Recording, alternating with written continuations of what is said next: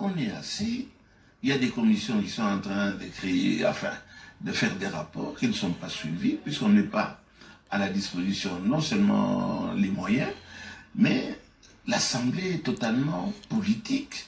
Il y a des gens qui viennent pour leur propre, non seulement intérêt, mais l'intérêt de leur parti. Que voulez-vous que l'Assemblée puisse faire?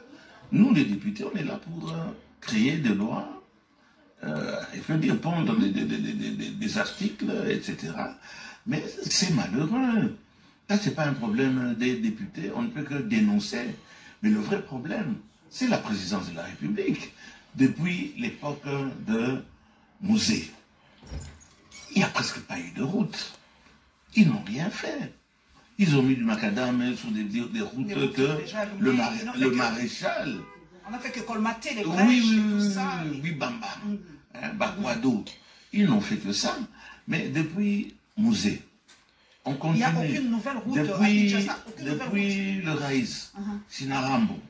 On continue maintenant avec le président Fachi Beton. Il n'y a pas de routes qui sont faites. Il n'y a absolument rien du tout. On colmate, Kamabakangiba. Un pays comme le nôtre, avec une seule route nationale, du Bas-Congo jusqu'au Bandundu. Il suffit tout simplement qu'il y ait une érosion ou bien quoi. Exactement. Si le pont là se casse aujourd'hui où il y a des problèmes, mais la ville est divisée en deux. Et on voit des autorités, je vais citer par exemple mon président, Fachi Beton, qui est devenu un visiteur des ravins.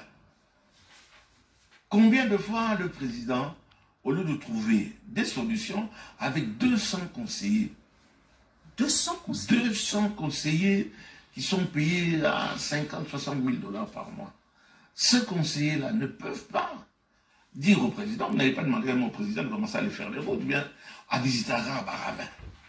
Bas-Congo, à visiter à Ravin. À Bandundu, à Ravin.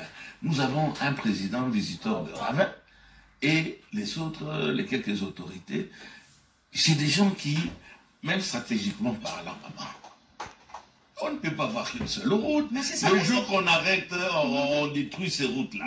Une route terminée, on crève de faim. Est-ce que les Belges, puisque ce pays-là, ils ont colonisé ce pays pendant 80 ans, et nous avons eu quand même des experts en infrastructure, est-ce qu'il n'y a pas des routes qui existeraient déjà? Si vous allez dans le Bas-Congo, c'est Tama,